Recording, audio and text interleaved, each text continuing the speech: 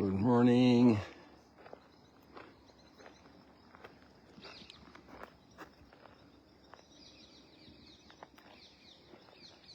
Nature coming alive at dawn, at sunrise.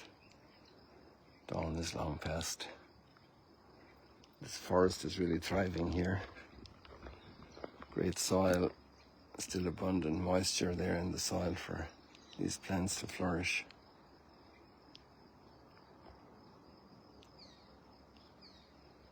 I'm not sure how high that is, maybe it's going to almost 3 meters.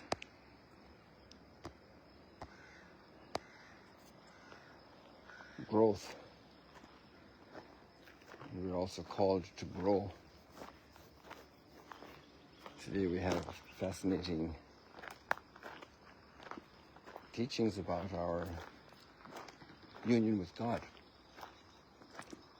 That we can truly be with God, be united with Him, be, we could say, in communion with Him, in one spirit with Him, in prayer. I just heard a comment from Tim Gray saying, just like a bird flies, a believer prays. If a bird doesn't fly, it's a strange bird.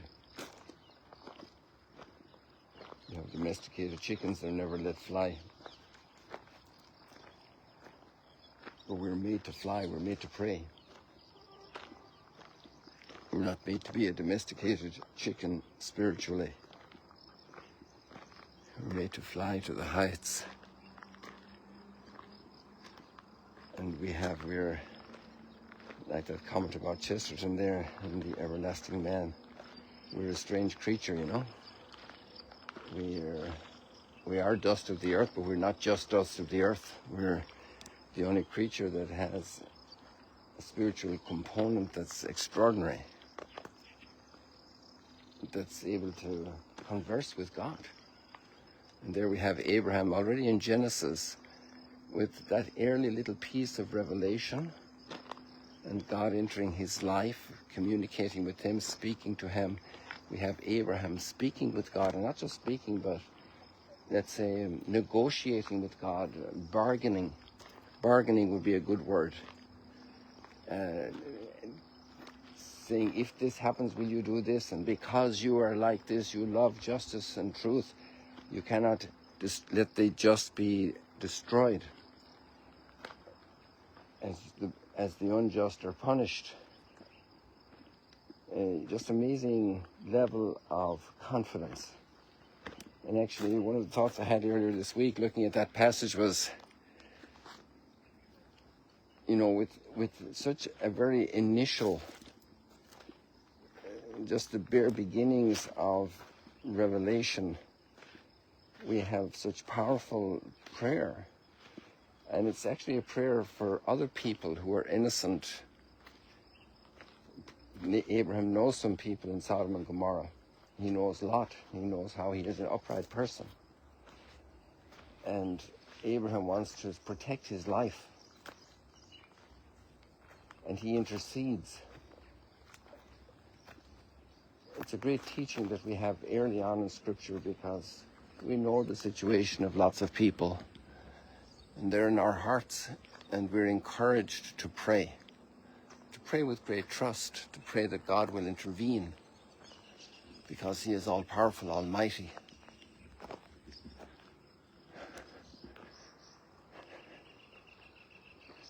It's a great prayer lesson. And then we reach a climax from an experience that the disciples have with Jesus, noticing that He's praying. They also go to the temple and they join in the prayers in the temple. But there's a thing about Jesus that prayer is a very important feature, so much an exercise that they ask Him, teach us to pray. And there we have lots of teachings. And actually this is one where I really recommend you click on that link there for the readings today and you read it. And the reason is the following. We have two renditions of this experience they had with Jesus teaching them to pray, and maybe there were more. most surely. I would say I would bet on that, but I can't give you the resolution of the bet, who's right and who's wrong. But here we have two stories. We have one in Matthew's Gospel and this one in Luke. And the reason why I invite you to read this one is that you're not so familiar with it. Why we're very familiar with the other form of the Our Father teaching and its words, its word order, because that's what we use in the liturgy always, and it has become the form that's been used all across Christianity, despite the fact that the different divisions have come between us. And so we're not used to the one in Luke, and when you're not used to the wording, it makes you realize some things a little bit more. There's another freshness to it. You're not saying it just out of rote of pure memory and kind of automatically just press the button and the sound comes out. But it's something that you have to think about. You have to ponder. Because it's words that we don't see in that order. And I won't comment that detail any further so that you're curious enough to go and read it and maybe even compare the Our Father you know by memory with the way the Our Father is expressed here. And the substance is the same. But the freshness of hearing it with other words is the difference. Sometimes you have different artists interpreting music different ways, a song. And it was sung by this artist and by the other artist. And it's a different sound, and many little different nuances there that also make it very enjoyable, and you appreciate it more. You appreciate the content more. So I encourage you to do that. And one of the reasons I'm going to do that as well is I want to finish early today, because today we're on retreat.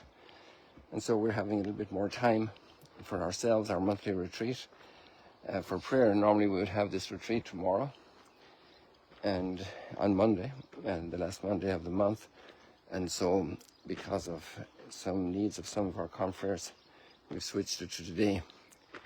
So I'm almost tempted to leave you like that, this short, because these texts are very rich. And then obviously I'll be also speaking at Mass in the homily in 2 hours' time. And so I will have another little comment about all of this. The homily from the Mass is also available as such on the Magdala YouTube page, and I think on the Magdala Facebook also. So if you want to hear the homilies, which are different commentaries on sometimes there's an overlap, sometimes they're very different aspects that come out then in the homily later on. So I'm going to leave it like that for today here, people. And I wish you many blessings. For anybody who is new, that link is inside the notes. And then when you go into the link, you get to the readings, and the readings have their corresponding scripture source. Like in Luke, there'll be Luke and so forth. And then you click on that little part, and it will bring you straight into the full text of the Bible to read it as well. Or you can just read it from the link for the readings that you have there. That will also be very good. God bless you. See you later, alligators. Have a blessed Sunday today, the first day of the new week.